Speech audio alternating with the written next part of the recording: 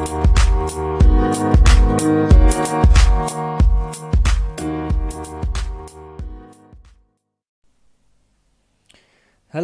and welcome to the Plant-Based Revolution podcast with your host, myself, Neil Damerell from My Lifestyle Coach. On today's episode, I'm really excited for you to listen to my interview with my next guest on the podcast, Mr. Daniel Kunitz. So I first came across Daniel after reading an article of his in the Runner's World magazine online where he questioned, can you outrun a bad diet? So the article interviewed a number of nutritionists as well as experienced runners and highlighted the importance of focusing on what you eat is just as important as looking good on the outside. So a lot of these runners ran marathons year after year and been running for a number of years but hadn't really focused on what they ate, so they looked very fit and healthy on the outside but their diet wasn't very good, so they were at higher risk of a potential heart attack as they got older. So I decided to reach out to Daniel and ask him kindly if he would be a guest on my podcast where we could touch on this topic in more detail, and he was kind enough to agree, so we managed to catch up the other week and spend a good hour where we discussed not just the article but in fact Daniel's book, which is called Lift, where he discusses the fitness culture from sort of naked Greeks and Amazons to jazzercise and ninja warriors as maybe it is portrayed today. So it's a really good book if anybody hasn't managed to listen to it as yet. It's something I would recommend to you to listen in. It really focuses on the importance of functional training, which we really dive into during the interview, as well as Daniel's journey. So Daniel's journey was maybe quite similar to a lot of people and one that you could relate to in the fact that in his early 20s he wasn't as healthy as he is today, was maybe enjoying his life a bit too much socially and not really paying too much attention to his health and his exercise program, until he decided to change his life around in his early 30s and become a national masters weightlifting champion 3 times and just really live and breathe what he writes about. So Daniel is a author and writes for a number of publications about culture, body and fitness in the fitness space as it is today. And the interview was a great interview. I really enjoyed spending a good hour with Daniel, discussing his journey, discussing the topics highlighted in his book, and I feel you'll really learn a lot from Daniel's journey and how he implemented his strategies in order to change his life around and better himself year after year. So I really advise you to listen in. It's a fantastic interview and I had a great pleasure spending a good hour with Daniel and thoroughly enjoyed connecting with Daniel and learning from his journey and how I can implement more into my own fitness and exercise program as well. So I'm going to leave it up to Daniel now, so I'm just going to pass over to the interview. But thank you very much for listening. Hope you enjoy today's podcast with Mr. Daniel Kunitz.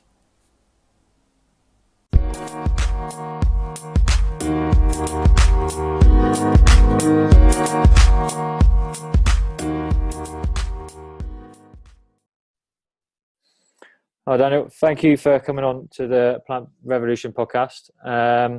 So I just want to see if you can sort of tell the listeners who you are, your background. I know I came across you from looking at the Runner's World magazine, and we talked about how you can't outrun a bad diet, which is I want to sort of touch on a little bit later in the interview. But just for everyone listening, just give us a background of who you are and the sort of what you do and sort of the industry you're sort of based in the moment. Great, yeah. First of all, thank you for having me on. I am a writer primarily.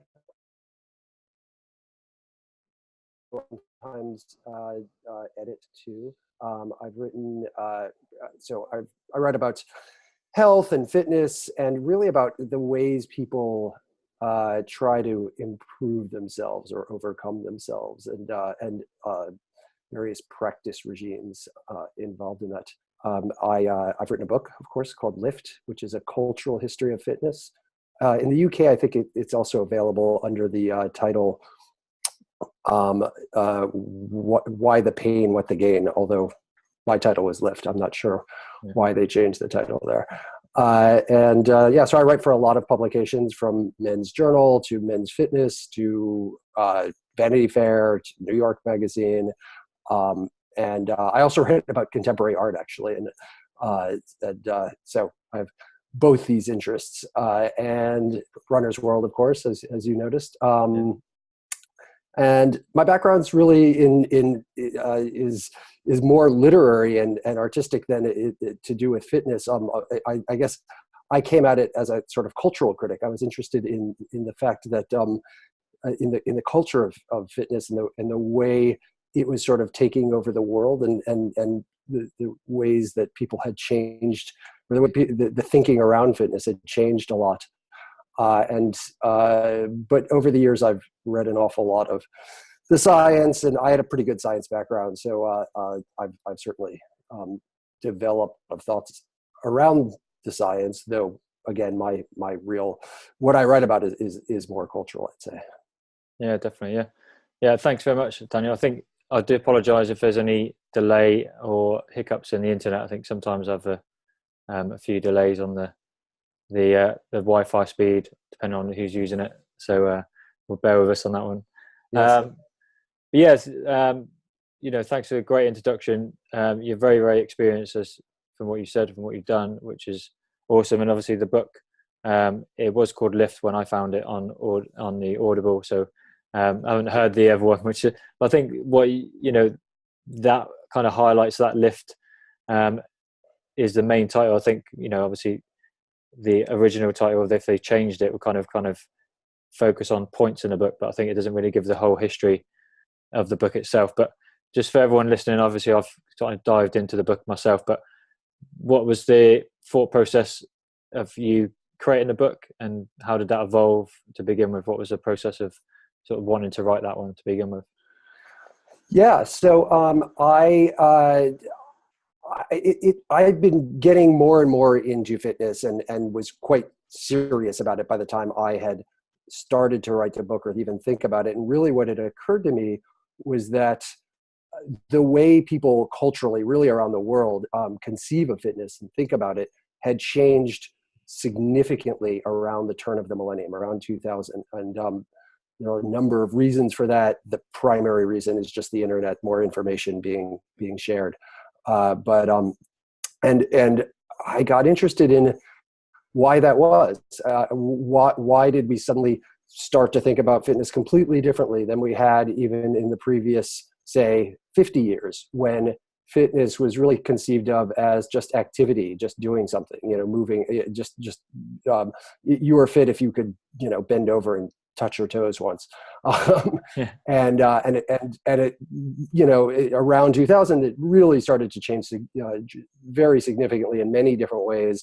Women started to become involved and more interested, and strength became more of an issue.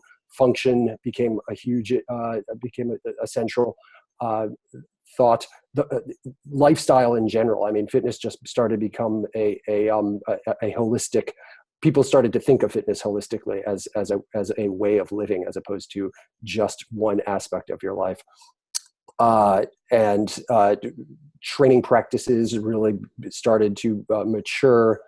So I was curious about the history, and as I looked into it, I realized that it was a fascinating history, and really it's the history of just people's relationships to the body itself. And I decided I wanted to tell that story.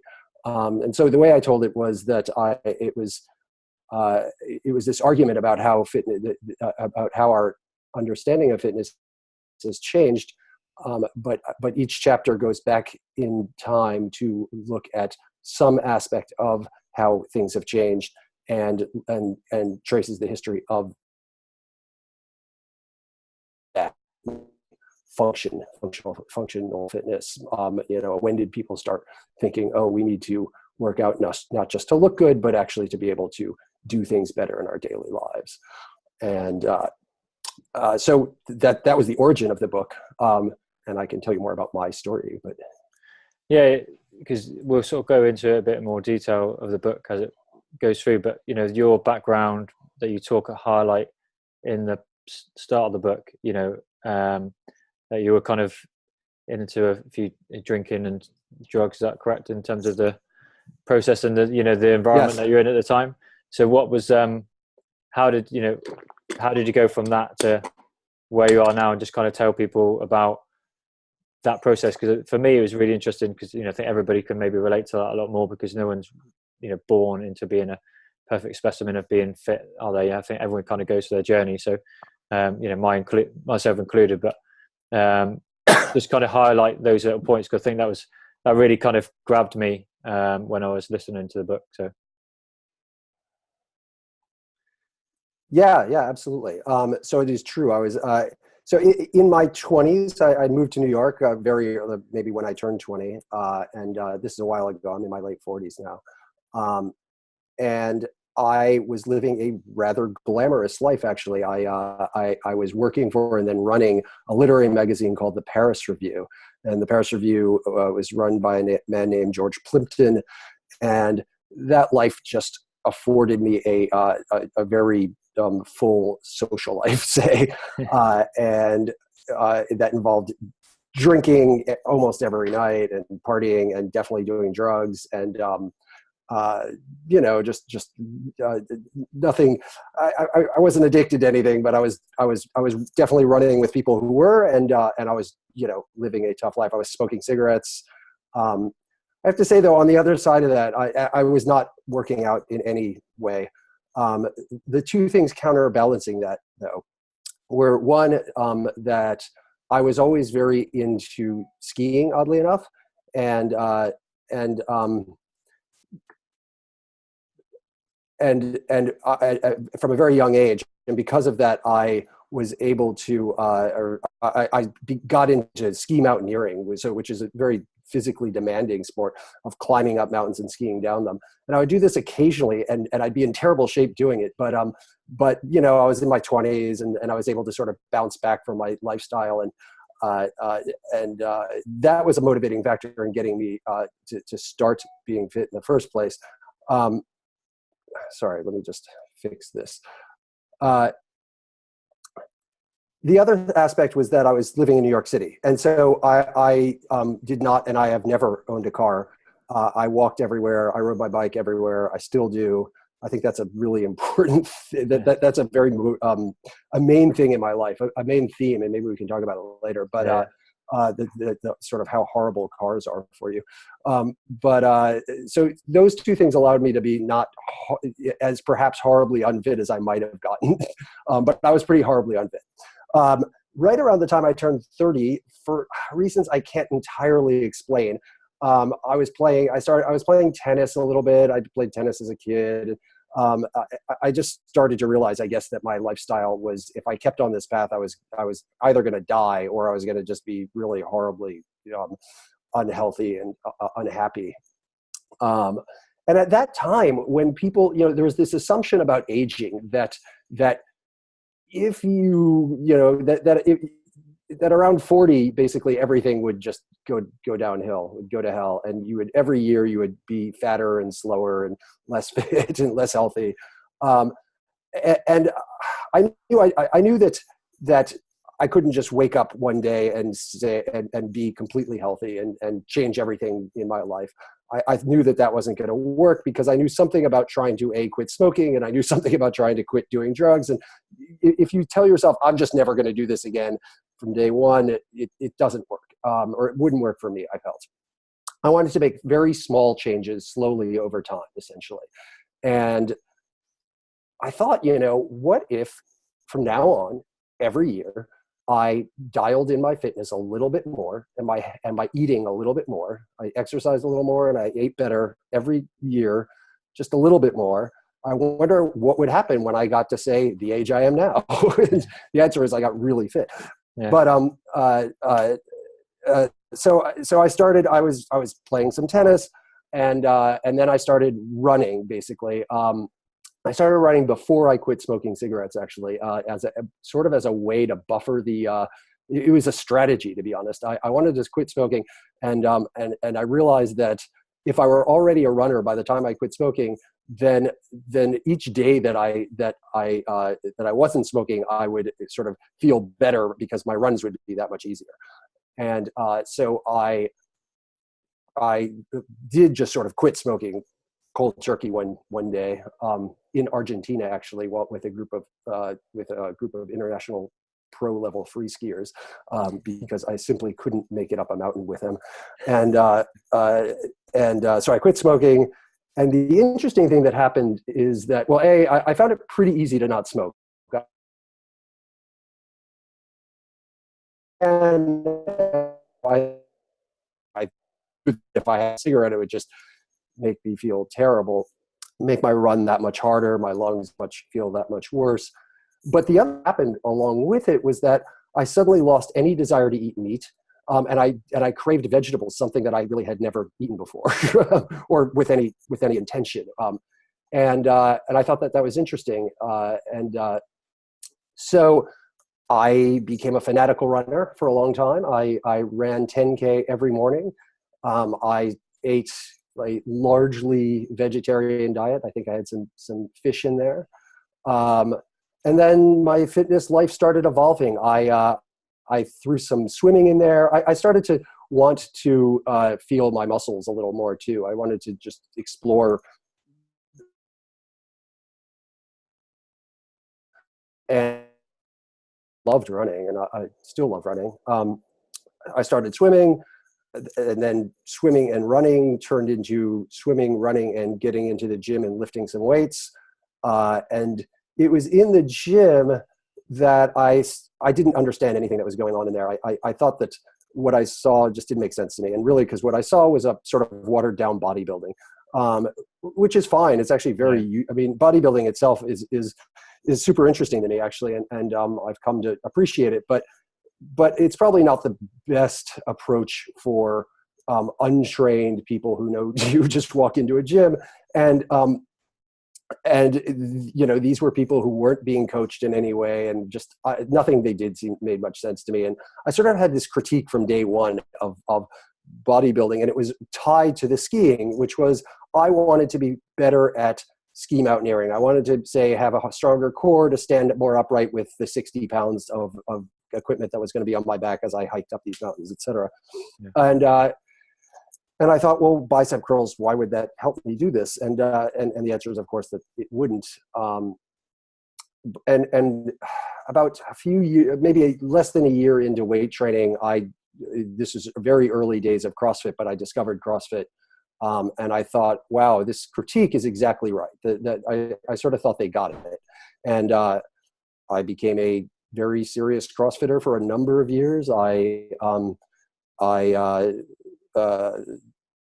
joined the competition team eventually at the gym I went to, a gym I still go to. And my eating changed. I sort of became more of a paleo diet person, and did that for a long time. Then I, about 3 years ago, started focusing exclusively on the Olympic lifts, on the snatch and clean and jerk. And I'm sort of a competitive weightlifter now, competing in the Olympic lifts. And I've sort of come to love that kind of competition and that kind of strength training, largely because of it's the technical stuff. And again, my diet shifted with that, and sort of that's where I am now. That's a very encapsulated version of the whole thing, which I'm happy to expand upon any part of. No, that's really, really interesting. I mean, in terms of, so your catalyst for change was maybe just not feeling as fit in terms of performing when you were going skiing. Is that what kind of really woke you up to? Yes, I think so. Yeah. I mean, and just being around the city and being, I felt like hell. I mean, I was smoking all the time. I was drinking all the time. I woke up hungover every day. I had in this mentor, George Plimpton, an example of somebody who would have been thought very fit, or at least an example of sort of vigorous masculinity in, say, the mid 60s or mid 70s. He was a very famous guy, and he was famously, he was very active and sporty, but he was also, by the time he was in his early 70s, not doing terribly well physically. And I wanted to not be there myself. So yeah, I think it was just general concern with the way I was feeling, and also concerned about aging, frankly, even though I was only at that point, very late 20s, early 30s. Yeah. Because you make a really good point about how you decided you just wanted to get better every year rather than trying to be so extreme as everybody, in the diet industry, or want to lose weight or whatever, how they want to change. They just go to the extreme and, never can sustain it, where you maybe just looked at how you could slightly improve gradually, and that became a lifestyle. So I think, did you have a method to that, or was it just kind of slowly, as you started running, obviously then you desired the smoking less? Was that kind of the thought process that you took on? Yeah, it wasn't programmatic. I mean, the only method was I wanted to, in some way, improve both my exercise and my diet each year as much as I could. I shouldn't say as much as I could. I wanted to improve it a little bit, as much as that was sustainable, I guess. And so that meant if I failed one day, it really didn't matter. I didn't get on myself. I didn't yell at myself or be upset if, I one day went out and had some horrible meal or failed to run or whatever it was. The idea was, this year I was going to be a little bit better than last year, and the next year. And I didn't even have a set point for that. It wasn't like on January 1st, I was going to try and do this or that. I found it was very much like a ball rolling down a hill. It started to pick up steam, and I just felt, the better I felt, the more I wanted to do, and so I just kept, as I said, I for a while I dropped meat out of my diet, and then I started to think about, my carbohydrates and where I was getting them, and how much could I take out of my, how many carbohydrates could I remove from my diet, or how could I get more vegetables into my diet? Just sort of nipping at the edges of my habits and trying to make them a little better each year, approximately, just sort of over time, I guess. But no, it really was not very programmatic. I happen to be somebody who's good at sustaining habits. I tend to, as long as I don't put too much pressure on myself, I just sort of stick with things if they work well. Yeah. But I do think that for most people, the not putting too much pressure on yourself, that committing to the long-term goal as opposed to worrying about what happens today or tomorrow is really important. The main thing. I think people tend to beat themselves up about small lapses, and it's really not about the fact that you had a milkshake today or a Coke or something. Oh, that was one of the very first things. The very first thing I did was cut all sodas out of my diet. I thought that was probably the easy. I still think for anyone that is probably the easiest thing you could do is just take soda away, drink water. If you do that after a month, you'll never think of drinking soda again, as far as I can tell. And that showed me how simple something could be. These changes could be. It's just removing one thing or replacing one thing with something else, and not being, again, too programmatic about when that has to happen or how it has to happen. And that was profound, actually. The soda thing, that will make a huge difference in anyone's health. I think it makes a huge difference in the way you feel if you're not drinking vast amounts of sugar every day, or even if it's diet soda. I don't know. The evidence it says diet soda is fine for you, or there is some evidence that says diet soda is fine for you. But it seems to me that there's no reason to drink anything that is not water or coffee or some good wine, maybe. That's very true. I mean, I think that happened to me when I was traveling. Actually, I was drinking a lot of Sprite, because it was refreshing when I was in a hot country. And then I gained some weight, saw a picture of me, and I was like, oh my God, I've put on a bit of a podge. And then from that point, I just cut out all the soda and was drinking water, obviously, because that was the best way to keep hydrated rather than reaching for something that was kind of quenching my thirst in a way. But And then, yeah, I've since then really kind of not had a fizzy drink at all. I might have the odd one here and there, but yeah, very, very true. That made a massive difference in terms of, my weight being more stable and feeling better. Definitely. Yeah. That's a good point. Absolutely. Yeah. So in terms of you touched on going sort of vegetarian, you kind of gone onto paleo diet as well. Obviously, I'm kind of very passionate about getting more people just to consume more plants. It's not necessarily being a vegan, or like, I don't like people to have a label, but if we can, everybody can consume more whole grains, plant-based meals in their diet, definitely there's going to be an improvement in their health. But how did you feel when you were a vegetarian and, compared to being on a paleo diet? And then how do you kind of balance between the two now in terms of what you consume in terms of improving your health in that way, in that respect? Yeah, absolutely. I felt great actually as a vegetarian. There was no real reason to change except that I started to. I added meat back in to get more protein in my diet. I recognize that one can definitely get protein without adding meat back in. But I was doing sports that demanded building muscle, and I was interested in building muscle. So I felt great eating a vegetarian diet. I felt great eating a paleo diet, to be honest too, which is very different.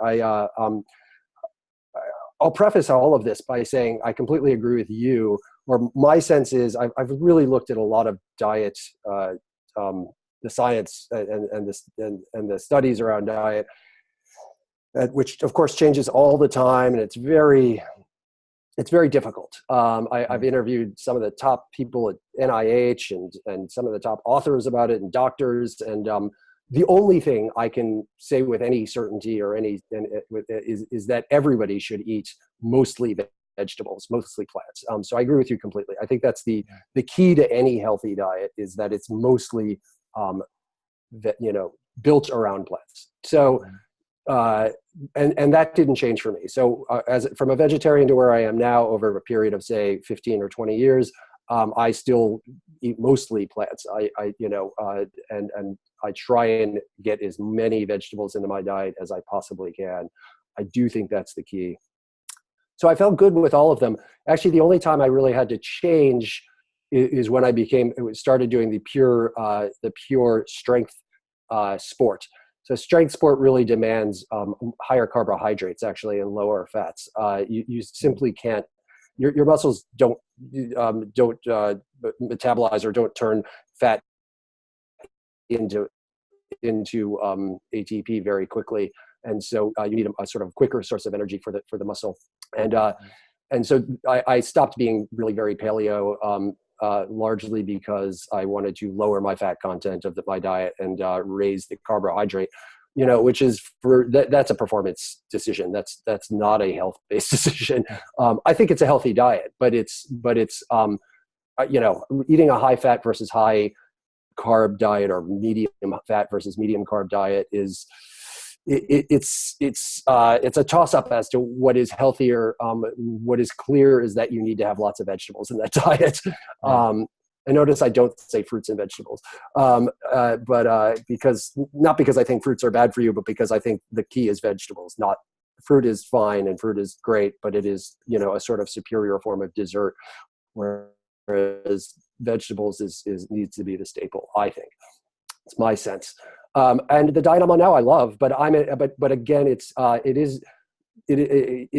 geared toward performance, toward athletic performance, and I don't think it's necessarily perfectly optimized for health, though I'm not sure what that would exactly mean either. And it's aimed at maybe gaining a little more weight in healthy ways, but I am again, it's still very plant-based. It's very much around. The first thing I think about is where are the vegetables going to come from in my meal, and then I sort of build from there.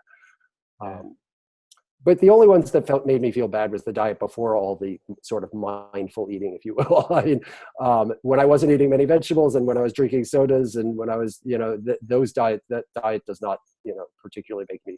I did not feel it nearly as good I had a lot of blood sugar spikes and lows. I noticed my energy level was, changed throughout the day. Since all these diets, from vegetarian to whatever it is that I eat now, I've always felt, even energy and strong and good. So I can't really argue for one over the other. Yeah. No, I think you're true, because what we kind of highlight, I think if anyone going from the diet of soda and fast food as maybe the biggest, Western diet is based around, and maybe in America and the UK, anything, where they're going to cut that out and kind of go to more vegetables, they're going to notice the benefits regardless of whether they're a vegan, vegetarian. And I think your process in terms of consuming meat, I still have meat and fish, and my meals around plant-based, a few more vegetarian meals, but it's I think it's trying to get away from the extremes and trying to add in all the good stuff and take away, it's all those processed foods, the processed sodas, soft drinks that, we're all consuming way too much, and that's what's causing the obesity epidemic and diabetes to kind of scale. And I think it's getting away from that. And do you feel how do you feel the process is going at the moment in terms of that in America compared to the UK? Because we've just had a sugar tax that's just started in the UK now. Oh, that'll be very interesting. Yeah, so I don't know if there's anything that's kind of happening, because different states in America, obviously. In the US? Yeah, it's there's certainly no sugar tax, and yeah, because it's hard to implement those kind of changes at a federal level, at a national level. It does devolve to the states. I think what's happening in both our countries, and really in every country, first of all, is that there's a tremendous divide based on class lines. But you have people who can afford to eat better, but who also just have access to more knowledge, or at least seem to eating and more and more healthily and exercising more and becoming much fitter. And then you have people with less money and less access to information, and who are becoming more and more obese. The statistics in America are terrible, actually. Adults have gotten more obese in the last decade, and I think there was even an article today saying that they stopped, that more of the obese had stopped exercising or trying to get any better, that there was this general frustration. There are attempts at sugar taxes or taxes on sugary sodas. Michael Bloomberg in New York attempted that and failed. I don't think it was a bad thing. I think in California there is one, actually. They have implemented one in California. I don't know how it's working yet. I'm not sure that the data is in. But I don't think these things necessarily are a bad idea. I guess we'll see how it works. But ultimately, obesity is going to be an issue of information, of teaching people, of somehow reining in the power of the corporate interests in selling this stuff, and ultimately probably an issue of just income inequality. It is a physical manifestation of the global problem of income inequality right now, is how I would argue. But so I don't know whether things are not getting better in the U.S. except at the top end. Among people making a decent living, whatever that may be, the upper middle class healthier than it's ever been.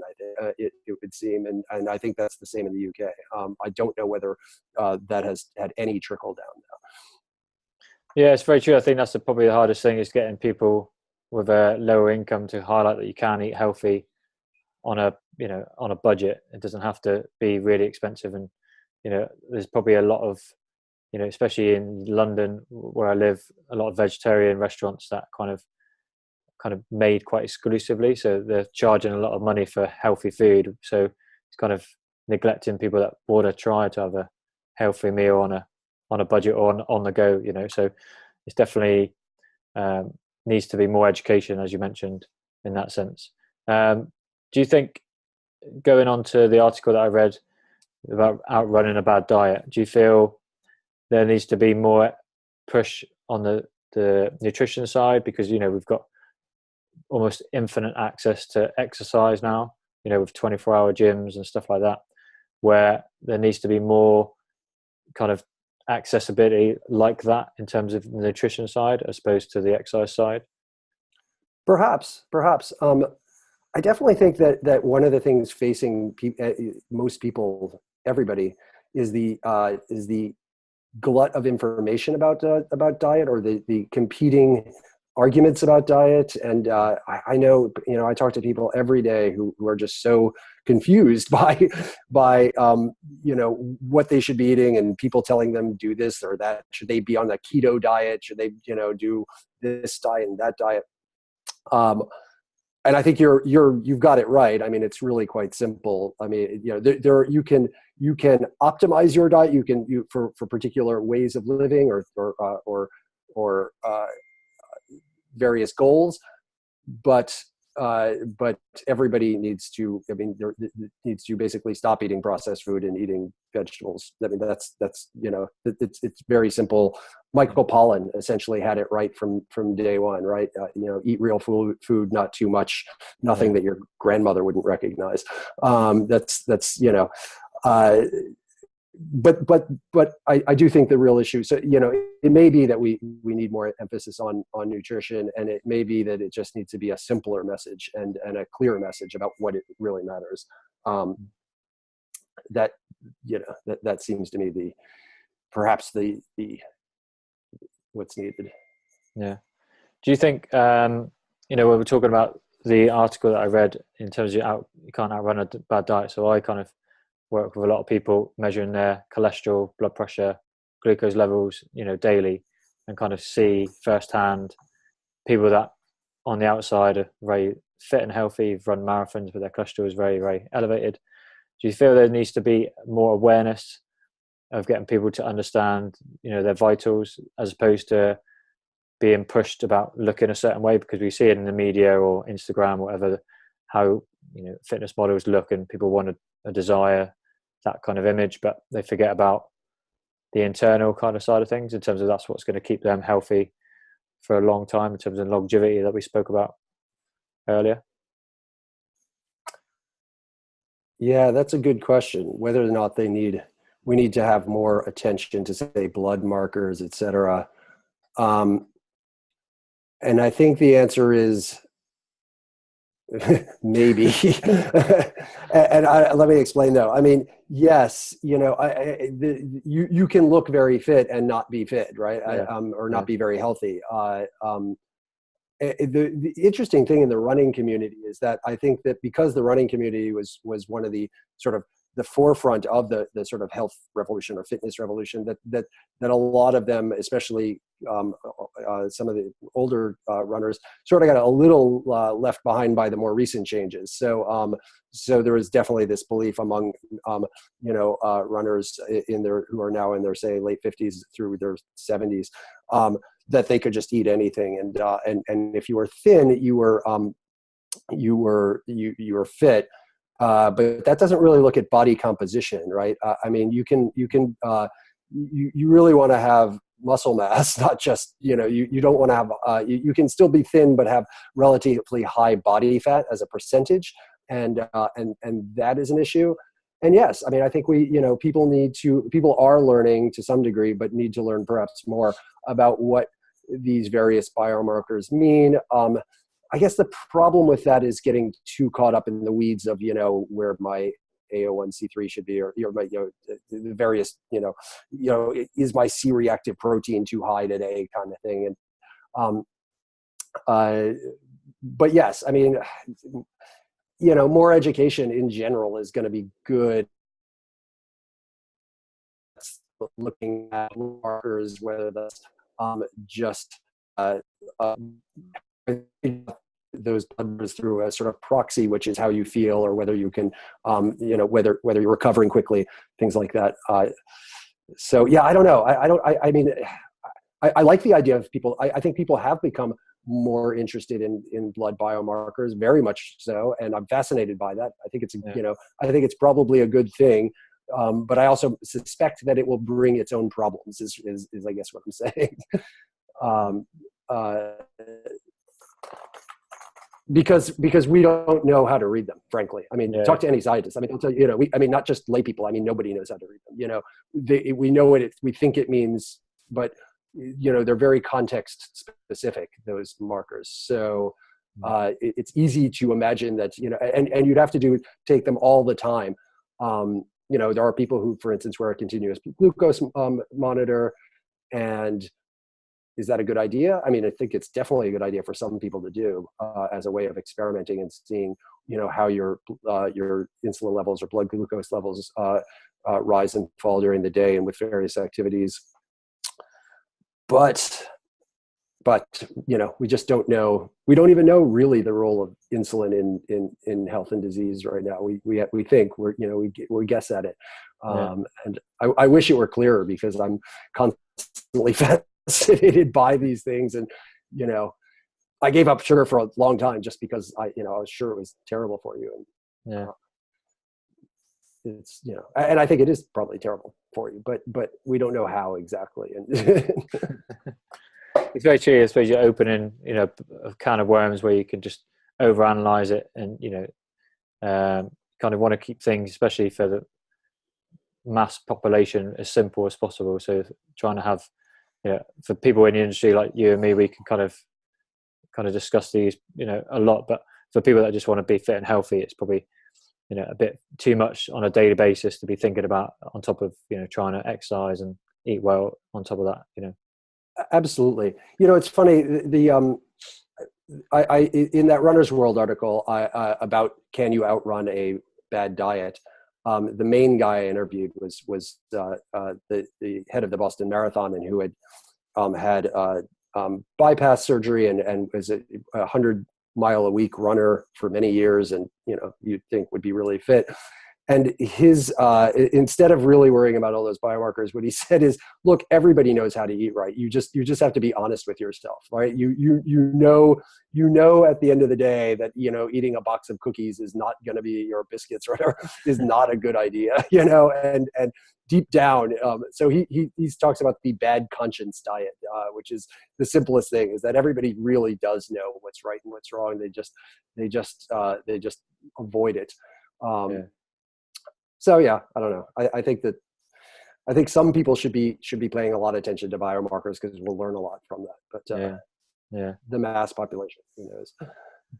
You've so you talked about in the Runner's article, but obviously we focus on diet there. But it's really interesting to me as a runner. I do marathons and Ironmans, and so I'm quite an endurance-based athlete, as opposed to not necessarily doing as much weight training as I should do. I know the importance of that. I've had an experience with strength training and practiced my Olympic lifting and done all that kind of stuff. But from my own experience in the last, I just did a marathon recently, but I got injured along the way, and my physio said my glutes weren't firing enough. So I was sat down too much with my job. I drive quite a bit, so I wasn't doing enough glute activation work in terms of my strength training. So I know what I need to do, maybe leading up to the next one. But how vital do you feel the strength element is for runners and endurance athletes? Because as a runner myself, I've kind of learned the hard way, but I know the importance of it. But you talk in your book about that is the biggest marker in terms of longevity, in terms of it is muscle mass, because we get muscle wastage as we get older, so those kind of things. But do you feel a lot of people, especially still in the endurance side of sport, neglect that kind of training? Fewer and fewer, but yes, I think lots do. So I am fascinated by the multi-thousand year history of denigrating strength. Basically, I'm utterly fascinated by it, and that just because it's sort of inexplicable. It doesn't really it doesn't have an obvious source, and I say that only because of course running is where most people get into exercise even still today, and there's been so little attention paid to strength, both culturally but also on the scientific end.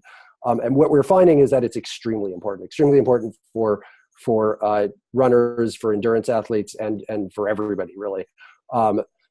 That certainly in no way argues for giving up running or doing less running even. It just means that everybody needs to do strength-based sports. The reason is multiple, but one, muscle is essentially the largest endocrine organ in your body. It's a glucose reservoir, right? So you can run all you want, and that is not necessarily going to really help your insulin sensitivity and your basic endocrine function. It might, but again, you can run a lot and be thin, but still have a sort of less than ideal body composition. Strength training will also just improve your running. It'll make you a better runner. Your legs will have more power. You will it will allow your joints to function longer and more efficiently.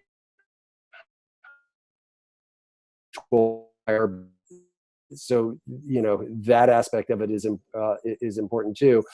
You're just for running performance, you'll be better. But also, strength takes forever. Strength is really slow. So in order for you to build strength, you need to start as early as possible and never stop. And you need to do it enough to actually build it. And unfortunately, that means, like 3 days a week kind of minimum, or else you're just not building strength or muscle mass. And you want to build muscle mass. As you mentioned, it is now, there are 3 papers out now, 2 from Stanford, 1 from UCLA, I believe, fairly conclusively showing that the best marker of longevity is overall muscle mass. Second is leg strength. Third would be VO2 max, which is what you're training when you do endurance training.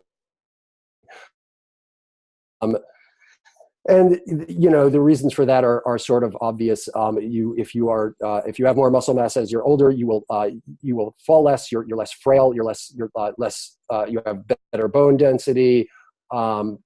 Although you have better balance, etc. Those things are going to help you a lot. You're able to walk more. You're able to run more. You're able to do more.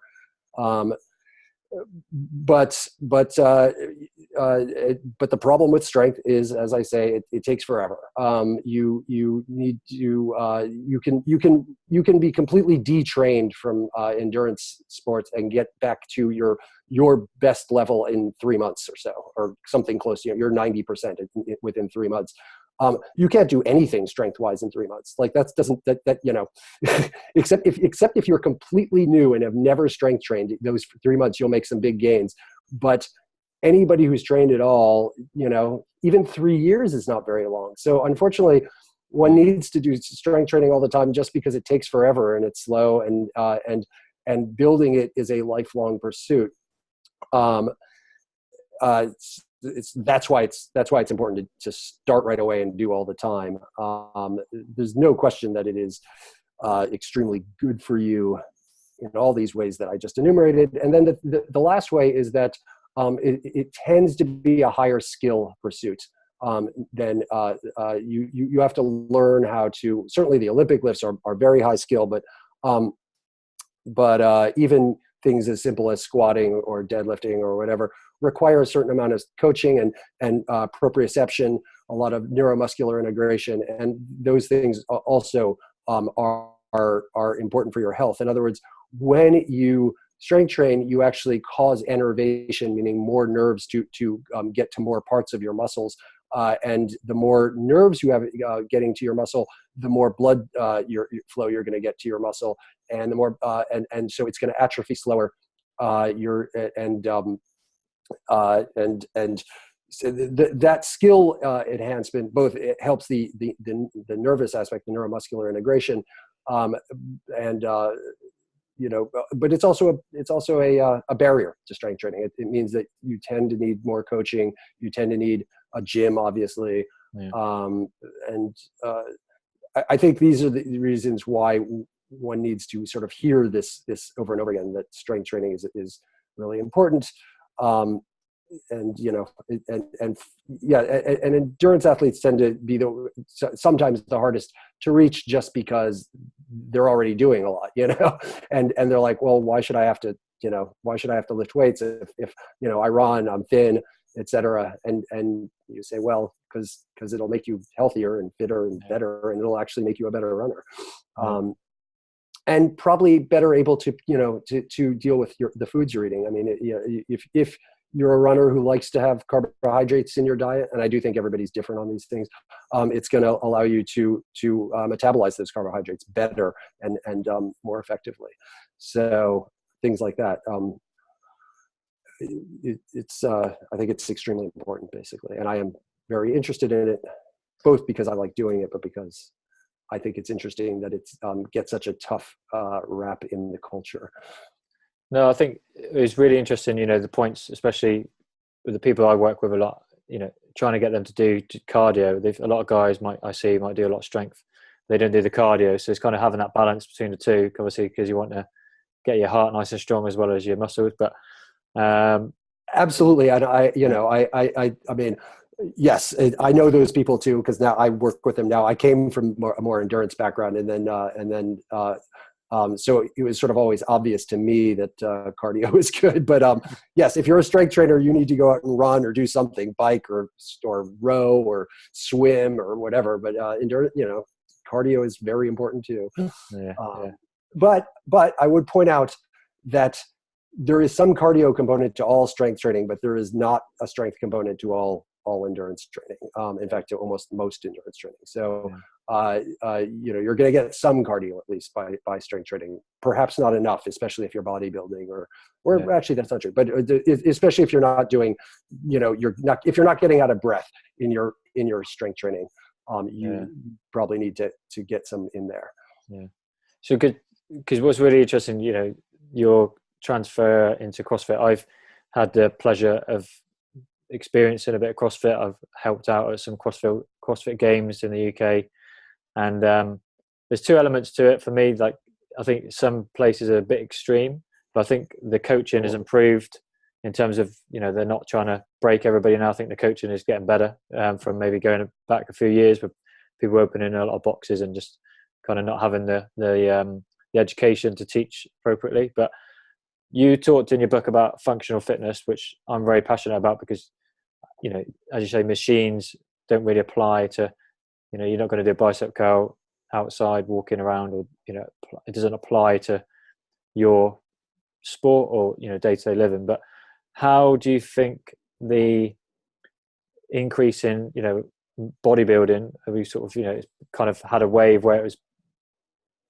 fashionable with Arnold Schwarzenegger, but now it's reached the mainstream again, and you got a lot more kind of fitness model kind of competitions, and they're still doing a lot of kind of physique training as opposed to functional training.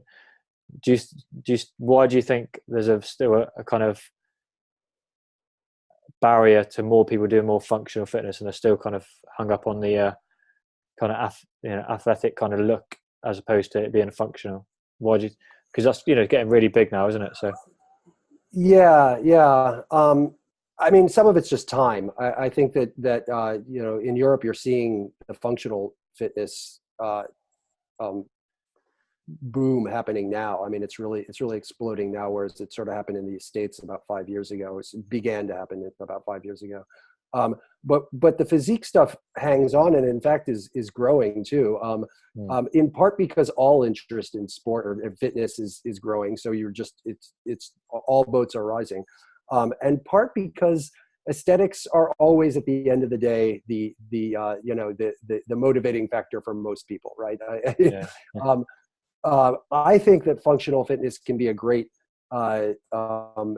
entryway for almost anyone, because you can say, listen, don't you want to be able to function better in your life, and don't you want to just go move through life or train for life in a better way? But that, and I also think functional fitness can make you look great. I think it has the aesthetic component there. It's just a matter of, I think it's more a matter of time than anything. I more and more people are sort of shifting from the bodybuilding physique aesthetic thing to functional fitness, or at least are more open to it now. Some amount of tribal sort of allegiance is going to happen no matter what. I mean, there are always going to be people who would just prefer to do, aesthetic training, physique training. But I think that the boundaries are more fluid today. And again, it seems to me, because I do watch a lot of, I spend a lot of time in Europe and also watch a lot of the sort of podcasts and YouTube stars coming out of UK and other places. And I mean, and I know just the growth, say, of CrossFit is absolutely enormous in Europe. But also obstacle racing is huge, especially in Britain. General functional fitness is on the rise. So I think it's more a matter of time than anything. I don't think that that there's any likelihood that you'll just see a return of bodybuilding as the central mode of fitness to the culture. I mean, what do you think? Because obviously that kind of draws people in terms of how people look, obviously, and they kind of desire that. But in terms of the CrossFit element, how do you feel that's evolved over maybe the last 5 years? Because I know when a friend of mine opened a box gym, it was quite extreme. A few people got injured. But do you think there's a kind of more people are kind of open to it now because there's a bit more support rather than people, because it may, for a lot of people, still look to be quite an extreme form of functional training as well, even though it is a really good way of training. There's a lot of people maybe put off still by, because we see all the guys on the CrossFit Games doing all these amazing things and they're at the elite, obviously. Do you feel it still kind of, it needs to kind of try and bring it down to, more of a basic level for a lot of people as well, kind of highlight that? Yeah, I think two things are going on with that. I mean, yes. So when CrossFit started to get big, whenever it is in the place you are, right? So whether that's 5 years ago in the US or right now in the UK, you don't have a large population who's used to training that hard. So you're going to have people feel that they're injured regardless of how injured they actually are. You just, if you've never done CrossFit and you've never, say, put heavy weights over your head, and suddenly you're doing hundreds of reps a week, overhead, your shoulders for the first 6 months or so are going to be really trashed. I mean, horribly, horribly hurting. And I know mine were. Is that wrong? I don't know. I don't think it's so. I'm not that concerned with the injury argument. I think that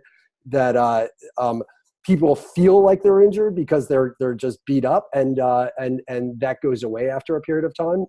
I do agree with you that the coaching has gotten better, and I agree with you.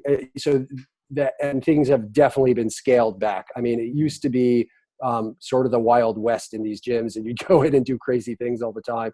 And there's much more. Part of that was because of who was attracted to it, right? It was the first wave of CrossFitters were super fitness fanatics. They were coming in fit and they were willing to beat their bodies up badly. People coming in now have many more options. First of all, there's boot camp, there's obstacle racing, there's all these different gyms that they could go to. And they're definitely doing it more as a kind of lifestyle. I just want to be fit every day. And I think for the most part, the gym owners and the coaches are more attuned to that and are not trying to beat people up as much. And I think the level of coaching in general has just gotten better as people have learned and made mistakes and realized that there's that there's things that people have to learn before they're able to do, say, a kipping pull up or whatever. And I agree with you that as the games and the professional level of CrossFit has gotten ever more extreme, there's this tension, right, between the average gym goer and those people who are barely people, right? They're just extraordinary athletes. Yeah. And you have people coming in trying to be like them and getting hurt, no doubt. And so I don't know. I mean, does CrossFit need to go even more in that direction? I think that's probably a problem of an individual box, of the individual gym having to decide what what their clientele needs and what it wants. And because CrossFit itself is decentralized, and there's no way for them to decide what gets taught anyway. It is really up to the box owners. They have to win in the marketplace of ideas. Basically, they have to attract their clientele and serve them properly. I think that's happening. I mean, I don't think that there's a big backlash against it or anything. The injury rates, interestingly enough, statistically, my understanding is are not any higher than anything else you do. The feeling of being beat up, the sense that you're really messing your body up, there's no doubt is higher, when you start to train that way. But that might be a good thing. It's important for people to feel how perhaps out of shape they were, and realize that, as long as they're being taught that, listen, this will go away. If you keep training like this, you will not feel this way all the time. You will feel better, you will not be so beat up. And just the same as running. If you go out and run a 5K or a 10K and you've never run one before, you're going to hurt the next day. And you'll probably hurt, for a couple of weeks before that goes away. Yeah. It's very true. I mean, because I think the aspect of what CrossFit has brought, I've worked with a lot of boot camp studios, and the elements of CrossFit is kind of feeding into their workouts as well, but on a lesser level, for different clienteles.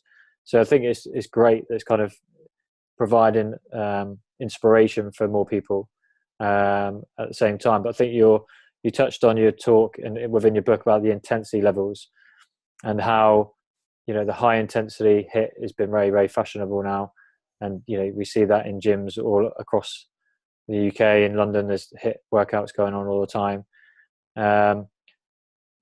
Do you feel there still needs to be a balance between people doing the HIIT and then kind of the slow cardio as well? Because people either go into a regime and think they've just got to do that all the time, or they've just got to go walking. There's always that kind of, juggling act of what should I do more of, or is that too much? If I do too much, is it going to be too bad for me long term? But what's your, I personally feel the HIIT is important, but what is your take on that kind of balance for an individual sort of taking it on?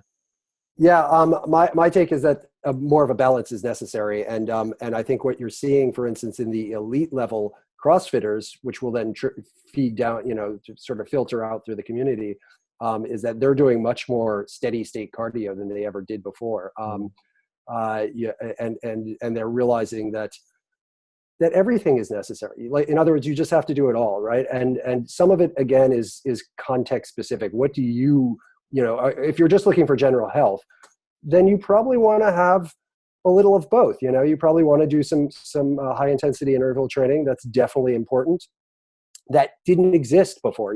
People just didn't have it, and nobody was really used to that level of intensity except for professional athletes. Now we have huge populations that that know what it feels like to redline their heart rate, and on a daily basis, and do it all the time, and that's great. But it doesn't mean we have to do it all the time. And I think that what we're finding at the very cutting edge is that too much intensity over a long period of time it's certainly not the way to optimum health. It might be the way to optimum performance, but we have to be clear with ourselves about what we're looking for. So I would say, yes, HIIT is important, but I think that a balance of steady state cardio and HIIT is really what is probably best for health. A little bit of both every week, or a lot of both every week. I'm pretty sure that's where the right now the sort of gold standard thinking is you kind of need both, and that's same that's true across the board. I think you want to I don't know. It seems to me that the the cutting edge thinking is in periodization. So you want periods when you're doing more and more intensity, and periods when you're doing less intensity, and building sort of foundations. Maybe that's your endurance foundation or your strength foundation or whatever it is. But that strikes me as being where the best thinking is. Because you're true, because there's a lot of people, I know when CrossFit came out, or HIIT was quite popular, if they wasn't doing a HIIT all the time, they didn't think they get a workout, where the feeling of going for a run, was slow run, wasn't enough. And even myself, like if I don't feel I'm pushing myself on a run, for example, I might not feel I've had a good workout. But for my training long term, it's better than to have that periodization where I'm doing slow cardio. And even in the CrossFit Games last year, I saw they're swimming and cycling and running now, so it's a real good mix, which is good. That's kind of really evolving a bit more for most people as well. Absolutely. Yeah. I mean, we were all very taken with the idea of intensity. I was, and I'm guilty of it in that book. And, intensity is an amazing thing. And, but nobody had experienced it when I was writing that, or very few people in the culture had experienced it. And I wouldn't change the argument that we need a lot of intensity in our workouts, but yes, we need to back off of it too. In the workouts I do now, if you do real strength training, you learn that very quickly, because you simply can't do high intensity, meaning heavy weights, every day. You will break down instantly. You will break down within 3 days. So there have to be light days and heavy days, and I think that one needs to take that approach and apply it broadly to whatever sport or activity you're doing, or fitness approach you're doing. And I do think I hope it's getting out there. It's getting out there slowly.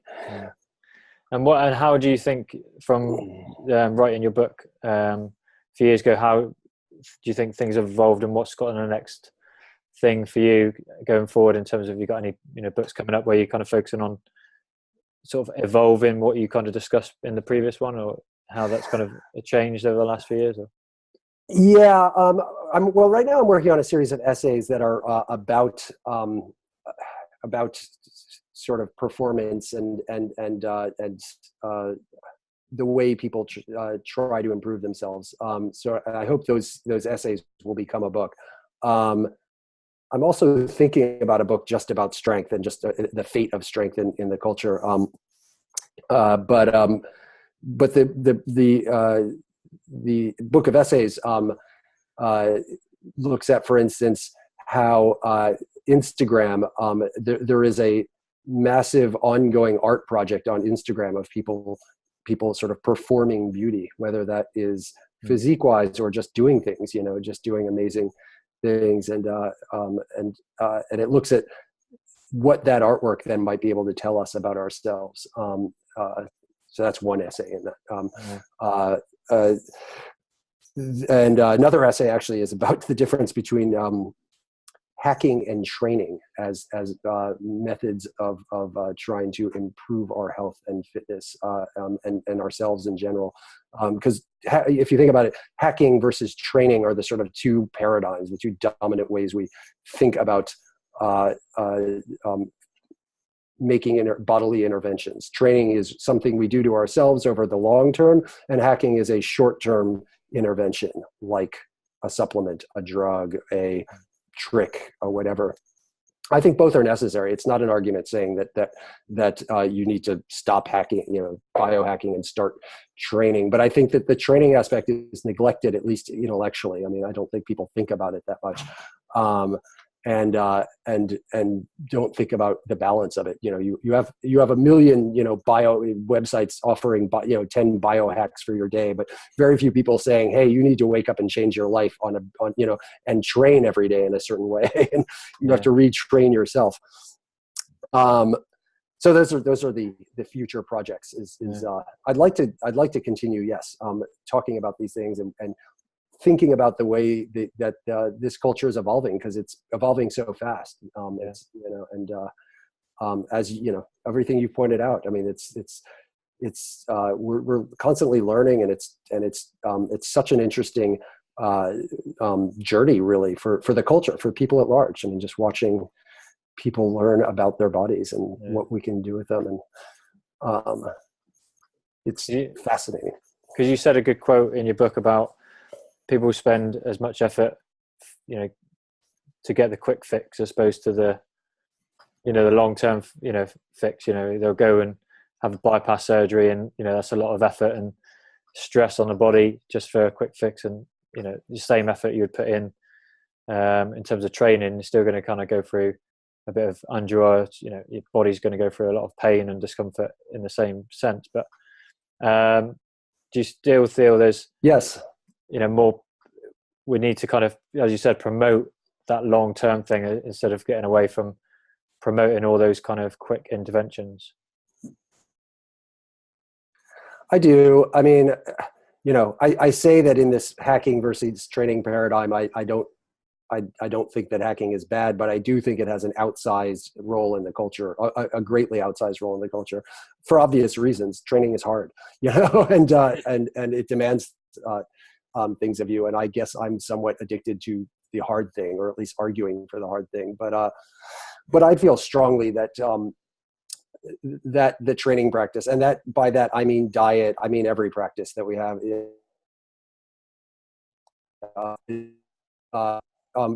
is ultimately more fulfilling and more powerful, more profound in every way. I mean, the things we do to ourselves in the long term, the slow creating of ourselves, right? And that's what we're doing when we train. We are sculpting ourselves, we are building ourselves, we are forming ourselves. So the slow formation of ourselves is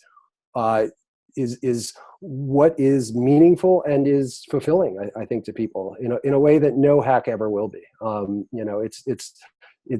hack is a short-term solution to a short-term problem, basically.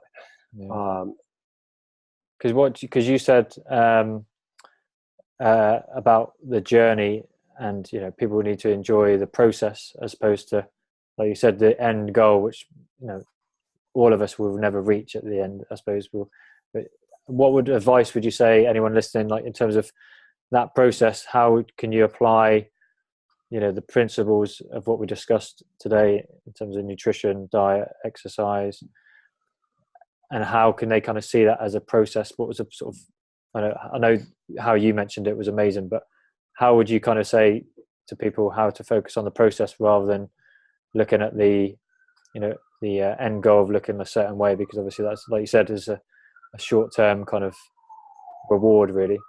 Yeah. I think it is a short-term reward, and I think it's even once you attain it, it's fleeting. It doesn't really mean that much to you. But I mean, I got there in a sense. I've looked in the mirror and thought, wow, like that's impressive. And then so what? The two things are, I like to think about, again, this idea of forming yourself, of creating yourself, and it may, that can be a long-term, something that one can commit to in the long term, and maybe you think of it as improving yourself, and it should be, but it's incremental. It's just little changes, and it's just little things that you want to change. If you are focused on any one goal, you might achieve it, but that's a problem, right? I mean, because you want to be able to wake up after you've achieved that goal and continue on. I mean, a goal is a limit in a certain sense. Don't limit yourself. That doesn't mean don't have goals, but it means don't make the goal the end all. The end all has to be constant daily improvement. And to me, the best way to think of it is as your life as a project. You're shaping yourself, your very existence as a project.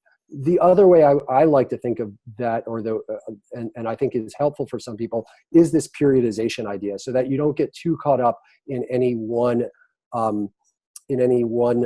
phase of what you're doing. So there's sometimes when you are what the sports scientists would call potentiating the next phase. So you're laying the groundwork, you're the foundation for one phase by by engaging in this one and realizing that what you do today is, even if your goal is aesthetics, just doing the right thing today is far more important than what, you're going to look like tomorrow, or what that goal down the line is. It always starts with what's right in front of you. So even if you're really goal oriented, it's still about just getting done today what you need to get done. And that's going to be true of everybody's. You've got to just focus on that, and ideally don't get too hung up on the goal, and find ways to take pleasure in the process. I mean, yeah, to me, it's this idea of creating the self, but everybody has their own story basically for why they are able to adhere to the process and find meaning in it. Yeah, because I mean, I think, from my experience, when I did a marathon recently, I was quite hung up on my time, but I didn't go in fully fit. And then I look back and I didn't really enjoy the actual experience as much as maybe I'd done in the past, because I was so hung up on my time and my splits and stuff. And it was, I think it's really to kind of understand that why you do it in the first place. I enjoy running. I get, I enjoy the pleasure I get from running, and then you kind of lose that because you put so much on your end goal, as you mentioned, in it. It's trying to have that right. And when you focus on that end goal, you lose of the value of fit, right? I mean, so you went in not being fully fit, and it may be that what you should be doing is saying, wow, those are pretty decent splits and a pretty good time for somebody who wasn't, completely trained up, completely fully fit. And that maybe that should be the takeaway. Wow, my second best effort is better today than it was, than my best effort was 3 years ago. If you're too caught up in the goal, then then you miss that, I think. And so that's what sports should teach you in general. Is that if you focus too much on the outcome, you almost never achieve it either, and you miss the feedbacks that you really need. You miss the important things, that tell you where.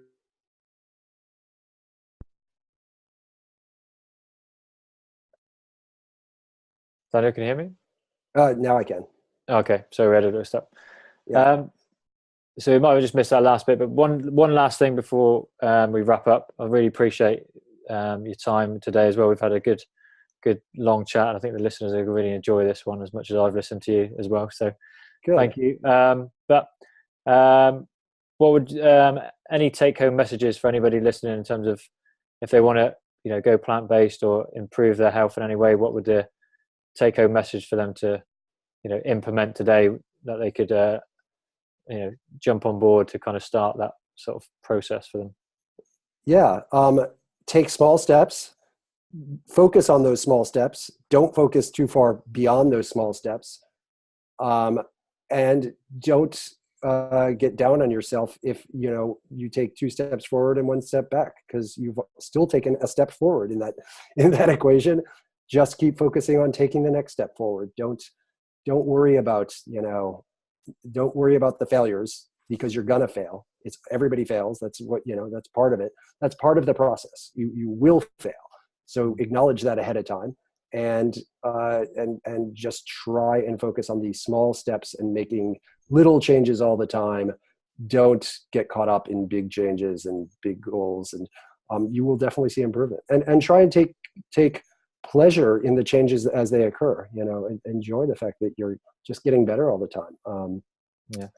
It's and be mindful of there's a lot of traps, like how much you weigh and this and that, as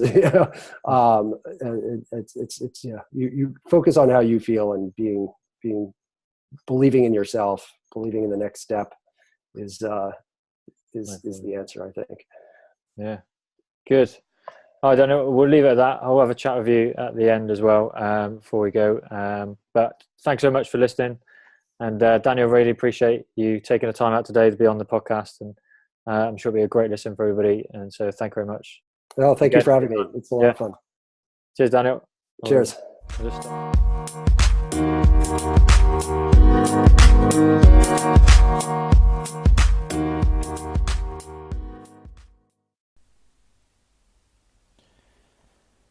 So there you have it. Thank you very much for listening to my interview with Mr. Daniel Kunitz. Really appreciate you taking the time out of your precious day to spend listening to me on the podcast and listening to Daniel today. And I really, really appreciate all the support that you and all the other listeners have provided since starting the podcast. So I'd really appreciate, if you haven't done yet, to head over to iTunes and subscribe to the podcast or write a review. Any feedback will be much appreciated, and if you do send us a review on iTunes, we'll give you a shout out on the next episode. We've also created the Plant-Based Revolution community, which there'll be some links in the show notes from the previous episode, where you can join a growing community of people trying to adopt more of a plant-based diet, and the opportunity to connect with me in a more personal level, and I can advise you on adopting more of a plant-based diet in a healthy, sustainable way without feeling pressure to be a vegan, vegetarian, and to eat a healthy, nutritious, balanced diet. So you're going to get all the nutrients your body requires, and you're not going to give up all the foods that you love and enjoy. So if you're interested, then the links are in the previous show notes on episode number 10. And if you have enjoyed this episode, like I said before, please subscribe over on iTunes and leave us a review. So thank you again for listening to today's episode, and we'll see you next time.